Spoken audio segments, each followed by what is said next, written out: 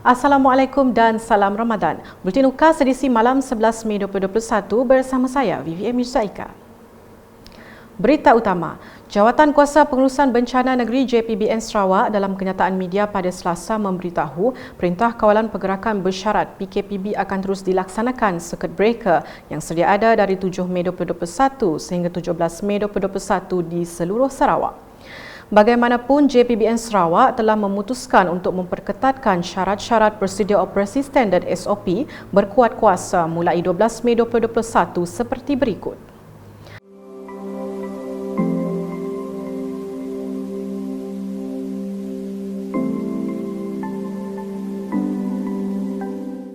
Sehubungan itu, garis panduan SOP PKPB terperinci akan diumumkan dalam laman web Majlis Keselamatan Negara MKN Negeri Sarawak. Manakala pindaan garis panduan SOP sambutan Hari Raya Aidilfitri di Sarawak telah dikemas kini. Dalam kenyataan sama turut dimaklumkan, Sarawak mencatat sebanyak 512 kes positif baharu COVID-19 melibatkan 23 daerah yang menjadikan jumlah keseluruhan meningkat kepada 36,321 kes. Sejumlah 326 atau 63.67% daripada jumlah kes ini telah dikesan di daerah Miri, Bintulu dan Subis. Daerah-daerah yang melaporkan kes adalah seperti yang tertera.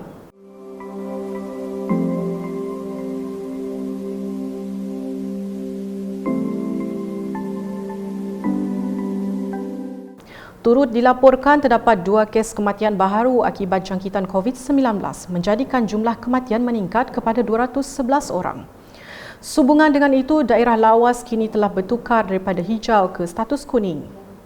JPBN Sarawak turut mengisytiharkan 1 kluster baharu iaitu kluster Bako Hilir, Kuching dan 3 kluster tamat iaitu kluster Jalan Kingsway Miri, kluster Sungai Rasau Matu dan kluster Jalan Bangunan Kerajaan Beluru. Manakala pelanjutan Perintah Kawalan Pergerakan diperketatkan PKPD bagi kawasan seperti yang tertera.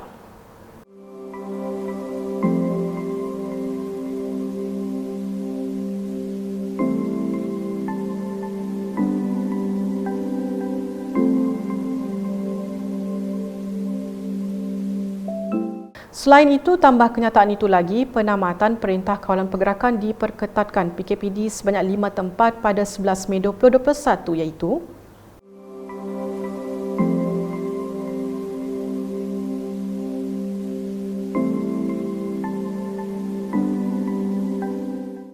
Selanjutnya pula mengenai orang ramai tidak dibenarkan makan dan minum di gerai sepanjang PKPB mulai 12 Mei ini.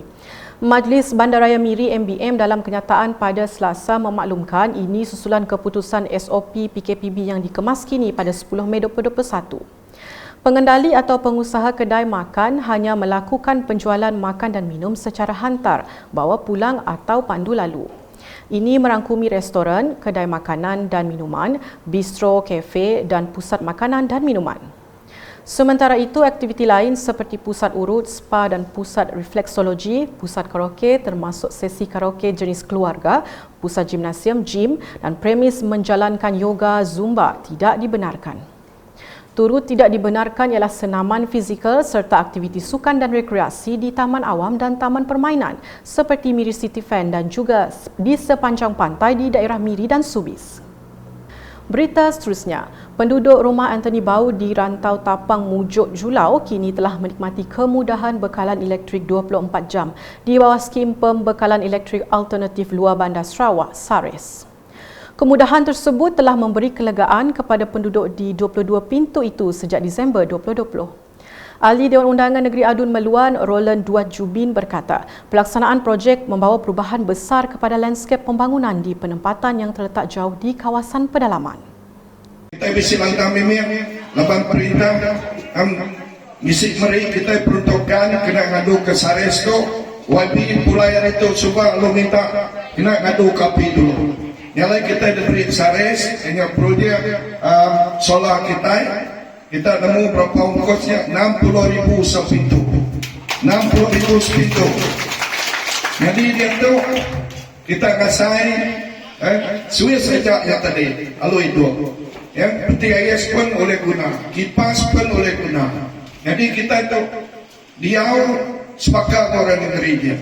Beliau berkata demikian semasa majlis ringkas penyerahan projek bina baru Titi Belian Rumah Anthony Bau yang disempurnakan Jabatan Pengairan dan Saliran GPS bahagian Sari K kepada Tuan Rumah Anthony pada Isnin.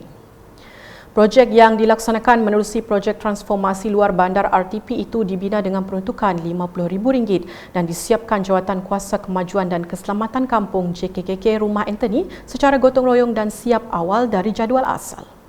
Dalam pada itu, beliau turut tersentuh dengan kesanggupan ibu bapa rumah panjang di pedalaman yang menyewa bilik di bandar semata-mata untuk membantu anak mereka belajar menerusi atas talian. Ujarnya, penduduk rumah panjang tersebut kini tidak perlu lagi pergi ke bandar apabila adanya perkhidmatan Wi-Fi yang menggunakan VSAT telah dipasang Sarawak Multimedia Authority SMA pada pertengahan Mac lalu. Hari itu kita boleh guna Wi-Fi. Kita boleh bertelefon dengan bala anak ke negeri dia, sedangkan bersekolah, boleh belajar di rumah. Jadi supaya kita terpaksa ngigak bilik di negeri dia bersuara ke bilik akunmu. Apa yang dah bersuara ke bilik ngambil bala anak sedang boleh belajar online. Jadi dia tahu hari dulu sungai itu kita boleh belajar online. Dia kita melihat perubahannya. Berikut pula.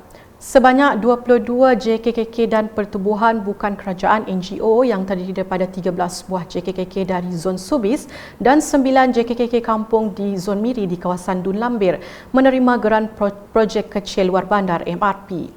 Geran disampaikan Adun Lambir Ripin Lamat dalam dua majlis berasingan di Dewan Kampung Keluru Tengah dan Pusat Hikmat Adun Lambir pada Sabtu. Setiap JKKK menerima RM7,000 dengan RM5,000 untuk JKKK dan RM2,000 untuk Biro Wanita. Dalam ucapannya, Ripin mengingatkan semua wakil kampung supaya masukkan cek MRP ke akaun bank JKKK dengan secepat mungkin bagi mengelakkan kehilangan. Berita berikutnya mengenai penggunaan katil unit rawatan rapi ICU di hospital-hospital kerajaan di Sarawak kini berada dalam situasi kritikal.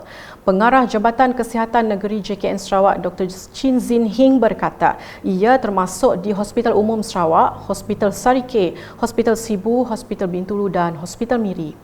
Dalam satu kenyataan media pada Isnin, beliau memberitahu kerjasama dan pematuhan SOP oleh rakyat di Sarawak terutamanya pada musim perayaan amat diperlukan bagi mengelak daripada peningkatan berterusan kes COVID-19 di Sarawak. Ujar beliau lagi, tanpa kerjasama dan pematuhan SOP oleh orang ramai, kes COVID-19 di Sarawak akan terus meningkat. Kapasiti rawatan rapi di hospital juga tidak dapat menampung keperluan rawatan rapi oleh pesakit yang memerlukan dan kadar kematian kes COVID-19 akan terus meningkat. Berita diteruskan dengan seramai 563 daripada 1,126 orang penduduk di Kampung Mongkos telah menjalani saringan pengesanan kes secara aktif ACD di Dewan Serbaguna Kampung Mongkos pada Isnin. Memandangkan jumlah penduduk Kampung Mongkos yang ramai, maka kaedah pengesanan dilaksanakan kepada 6 zon bagi memudahkan proses berkenaan.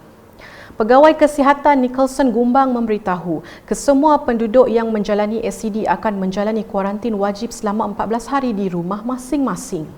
Katanya tindakan tersebut bagi mengesan kes sekaligus memutuskan rantaian penularan COVID-19. Sementara itu, Adun Kedup Martin Ben menasihati Ketua Masyarakat dan Ketua Kaum KMKK agar membuat sekatan jalan di simpang masuk kampung bagi menghalang penduduk kampung keluar masuk dalam tempoh 14 hari.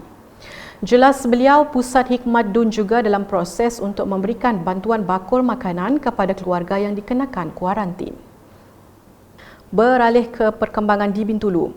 Persatuan Anak VAI Bintulu menyokong langkah-langkah pencegahan COVID-19 yang lebih ketat dan sedang dilaksanakan Jawatan Kuasa Pengurusan Bencana Bahagian JPBB bagi mengekang penularan wabak pandemik COVID-19 yang meningkat di Bintulu. Presiden Persatuan Anak VAI Bintulu PAVB Pandi Suhaili berkata, jika masyarakat tidak menyokong dan memberikan kerjasama penuh akan menyebabkan kes penularan COVID-19 terus meningkat dan memberi kesan besar kepada masyarakat. Pihak Persatuan Anak VAI begitu memberi sokongan yang padu kepada Jawatan Kuasa Bencana Bahagian Bintulu khususnya dalam kita sama-sama memutuskan rantaian pandemik ini. Disebabkan peraturan-peraturan itu memang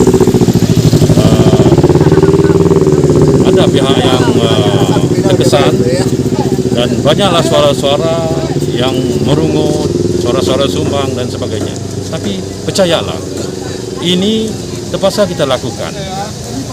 Kalau masyarakat tidak dapat memberi kerjasama yang penuh, kerjasama yang gitu dalam mematuhi SOP yang telah ditentukan, sampai bila kita mahu berada dalam keadaan pandemik seperti ini.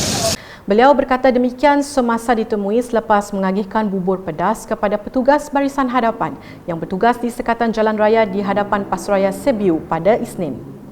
Sebanyak 400 bungkus bubur pedas telah diagihkan kepada petugas barisan hadapan di 6 tempat sekatan jalan raya di bahagian Bintulu, termasuk juga orang ramai. Dalam pada itu, ujar Pandi lagi, setiap masyarakat perlu tahu kesan jangkitan COVID-19 ini boleh membawa maut dan semestinya perkara ini tidak mahu berlaku dalam masyarakat Bintulu. Untuk itu, berilah sokongan dan kerjasama penuh kepada JPBB Bintulu dan Kementerian Kesihatan Malaysia KKM dengan mematuhi SOP yang telah ditetapkan kerajaan. Sekian edisi malam bersama saya Vivi Mirza Ika dan kru penerbitan. Berita lebih lanjut boleh didapati di semua platform media sosial UKAS termasuk portal ukas.sarawak.gov.my dan pastikan anda subscribe UKAS channel di YouTube. Salam UKAS.